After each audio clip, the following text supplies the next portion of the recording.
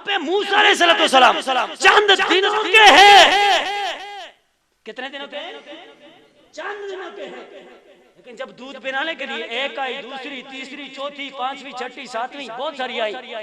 تو میرے موسیٰ علیہ السلام رو رہے ہیں، بھوکے تو ہیں، بھوک تو لگی ہوئی ہے، لیکن کسی بھی عورت کا دودھ قبول نہیں کیا.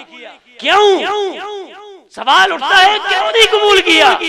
جواب عاشق ہی دیتے ہیں. یہاں پہ بے ایمانوں کے پاس کوئی جواب نہیں ہوتا ہے. عاشق ہی کہتے ہیں ارے زمانے والوں، تم نبیوں کو اپنے مثل بشر نہ کہو، بلکہ نبیوں کو تو بچپنا بھی ایسا ہوتا ہے کہ اس طرح کا بچپنا رب کائنات اور کسی کو بھی نہیں عطا فرماتا. وہ بچپنا بھی بے مثل و بے مثال ہوتا ہے. کیسے؟ آج اگر کوئی آ جائے بد عقیدہ دنیا کے اندر، اسے تو جناب بڑی بات میں نہیں کرتا، ماں تو ماں رہی نا، اس کو جناب ایک نام میں نہیں لیتا، لیکن جو حرام دودھ ہے نا کسی بھی چیز کا، باقی آپ سمجھ رہے ہیں، حرام دودھ بھی کسی گلاس کے اندر فلٹر کے اندر ڈال کے دے، وہ تمیز کر سکے گا اس کے اندر؟ اس کو تو بھوک لگی ہوگی، وہ پی لے گا، وہ پی لے گا. اب دیکھیں عام بچہ جو ہو چھوٹا، بھوک لگی ہو کچھ بھی دیں وہ پی لیتا ہے. یہاں پہ رب کے نبی کو کس نے بتایا کہ تیری والدہ بھی نہیں ہے، آنے والی ہے؟ اونچی آواز سے بولیں. اللہ کے نبی کو کس نے بتایا کہ تیری والدہ جو تجھے دودھ پلائے گی وہ ابھی نہیں آئی، آنے والی ہے؟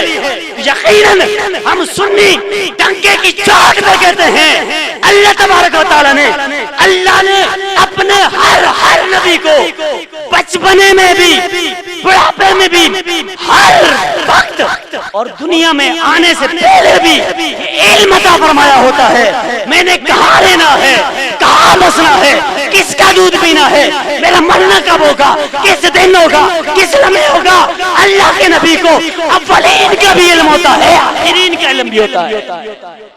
اللہ کے نبی کو اول کا علم بھی ہوتا ہے اور آخر کا بھی علم ہوتا ہے. جو کہے نبی کو کچھ پتہ نہیں ہوتا ہے، پھر بتائیں موسیٰ علیہ السلام نے باقی عورتوں کو دودھ کیوں نہیں پیا؟ اس سوال کا جواب دے مجھے. تو پتہ اس سے نہیں چلا، چند دن ہوئے اور نہیں نوش فرما رہے، نہیں نوش فرما رہے. کیوں؟ اے جناب موسیٰ تمہیں بتا دو. فرماتے ہیں کہ مجھے اللہ نے علم دیا ہوا ہے اور مجھے پتہ ہے کہ میں نے اپنی والدہ کا دودھ پینا ہے. اب دیکھیں یہ میں نے ایک خلاصہ قرآن پاک کا عرض کیا ہے. وہاں پہ حضرت موسیٰ علیہ السلام کی والدہ کا معاملہ تھا اور یہاں پہ میرے آقا علیہ السلام کی رضائی والدہ کا معاملہ ہے. اور یہاں پہ بھی میرے آقا علیہ السلام نے کسی بھی عورت کو قبول نہیں کیا، سب کو ریجیکٹ کر دیا. کیوں؟ اس لیے کہ جناب سیدہ آمنہ فرماتی ہیں اور جناب عبد المطلب کو بھی اشارے ملے تھے اور خود جناب سیدہ طیبہ حلیمہ نے بھی خواب کے اندر بہت دفعہ دیکھا تھا کہ مجھے ایک بڑی برکت والی چیز ملنے والی ہے، عظیم اللہ کی نعمت ملنے والی ہے. تو وہ نعمت جو تھی وہ میرے آقا علیہ السلام کی صورت میں آپ کو ملی اور یہ بتایا گیا تھا خوابوں کے اندر کہ اے حلیمہ، اے آمنہ، اے عبد المطلب، یہ جو محمد ہے نا اس کو یتیم نہ سمجھے، یہ یتیم نہیں در یتیم ہے. ان کے والد کو اگر ہم نے دنیا سے اٹھایا ہے اس میں بھی حکمت ہے، اس حکمت کے پیش نظر ہم نے اٹھایا ہے، لیکن اس کو یتیم نہ سمجھا جائے.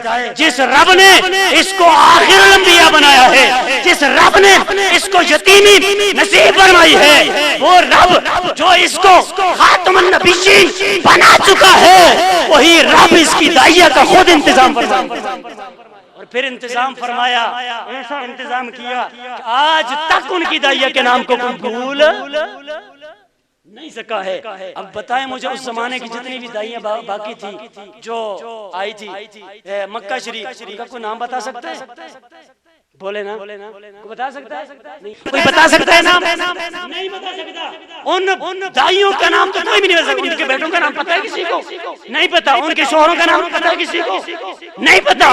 کیوں؟ میرے سرکار سے نسبت نہیں ہوئی. اونچی آواز سے کہتے سبحان اللہ. بس میری اور بھی اونچی آواز سے کہتے سبحان اللہ. اور ساری دائیوں کا تذکرہ موجود نہیں ہے تاریخ کے اندر، لیکن کیا بات ہے، سیدہ کا نام بھی موجود ہے، تذکرہ بھی موجود ہے، آپ کے بیٹے کا نام عبداللہ تھا وہ بھی موجود ہے، آپ کے شوہر کا نام حارث تھا وہ بھی موجود ہے، آپ کی بیٹی کا نام شیما تھا وہ بھی موجود ہے۔ الغرض یہ تو تھی میرے آقا علیہ السلام کی رضائی بہنیں اور بھائی اور رضائی والدہ رضائی والد۔ ارے میرے آقا کریم علیہ السلام سے جس جانور کی نسبت ہوئی رب کائنات نے وہ جانور تو جانور، اس جانور کا نام بھی قیامت تک زندہ کر دیا، اس جانور کا نام بھی قیامت تک زندہ کر دیا ہے کہ جس کی نسبت سرکار مدینہ سے ہو جائے اس کا نام کوئی نہیں مٹا سکتا ہے، اس کا نام جب نام کوئی نہیں مٹا سکتا ہے تو شان کون مٹا سکتا ہے؟